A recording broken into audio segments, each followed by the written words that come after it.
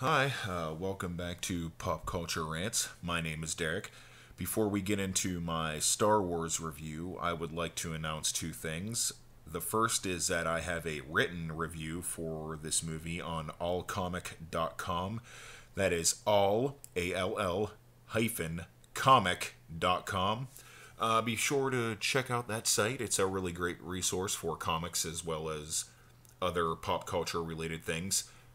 I write plenty of comic book reviews there, as well as the occasional movie or video game review. The second thing that I wanted to announce was that this video is going to get a little spoilery. It's kind of a spoilery type review. So you have been warned. So here we go. Okay, The Force Awakens. I'll just start by saying that I liked it and then loved it. Let me explain. I saw it on opening night, and then I saw it a few nights later.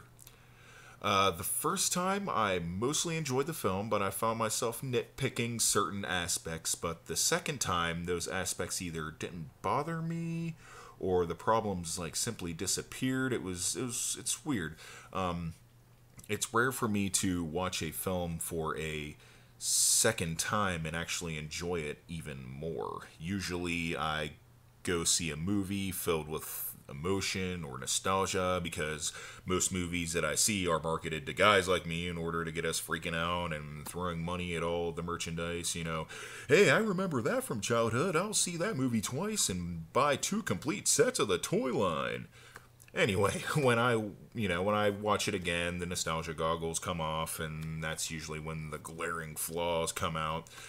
But when I walked into The Force Awakens for the second time, sans nostalgia, the movie was somehow even better. It was incredible, actually. So let's actually talk a little bit about the movie. This movie just feels like a Star Wars film in a way that the prequels just never did. Everything from the mood to the natural environments and the mostly lack of CG green screens, it all felt natural. It felt great. It felt like the original trilogy did. The acting, more often than not, was pretty great. Rey was a phenomenal lead character. It's nice to finally have a worthy female lead in a movie. Her relationship with Finn was adorable as all hell. I seriously hope they end up together. Squee! Finn was great, and he was very relatable. His little bromance with Ace Pilot Poe was fun. Kind of a new, Han Luke dynamic. Poe, who, from what I understand, was originally supposed to die in the movie, ended up getting a much bigger role, and he lived, and boy, that guy was he was a badass. He really was. He was a lot of fun. Kylo Ren was my favorite going into this movie, and he actually still is my favorite. I thought that Adam Driver knocked it out of the park. His portrayal was probably what Lucas and Hayden Christensen should have been going for in episodes 2 and 3. In a lot of ways, he was just as whiny. He just expressed that in better ways. He was aggressive and violent. He was very much a young man in deep conflict, which was greatly shown in his confrontation with his father at the end of the movie. Spoiler alert, I warned you there were spoilers.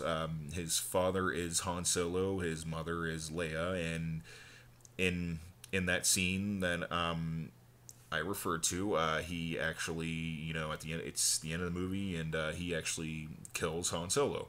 Um, you know, uh, During that, you can just see this deep struggle, in his face, and it's just a very powerful scene. So, Adam Driver did just a phenomenal job. Earlier in the film, Solo tells Leia, that their son has too much Vader in him, and boy, does he ever, in all the best ways, too. Now let's talk about some of the bad parts of the film. Sometimes The film relied too much on nostalgia, sometimes almost to the detriment of new characters and themes. Actually, the story is beat for beat the original film. Now, sometimes that worked out for the best, sometimes it didn't. I guess you take the good with the bad. Also, certain characters aren't featured as prominently as they maybe should be. Captain Phasma, who's been slapped all over merchandise for months, is barely in the film. So I guess she's kind of getting the Boba Fett treatment. Uh, Characters like General Hux and Supreme Leader Snoke aren't really fleshed out, and that can be a little annoying, although, like Rey and Luke Skywalker, were probably kept in the dark about Snoke for a reason. Anyway, those are my quick thoughts on the film. I loved it. I would also like to know your thoughts on the film. Did you like it? Did you hate it? What did you like or not like about it? Let me know in the comments.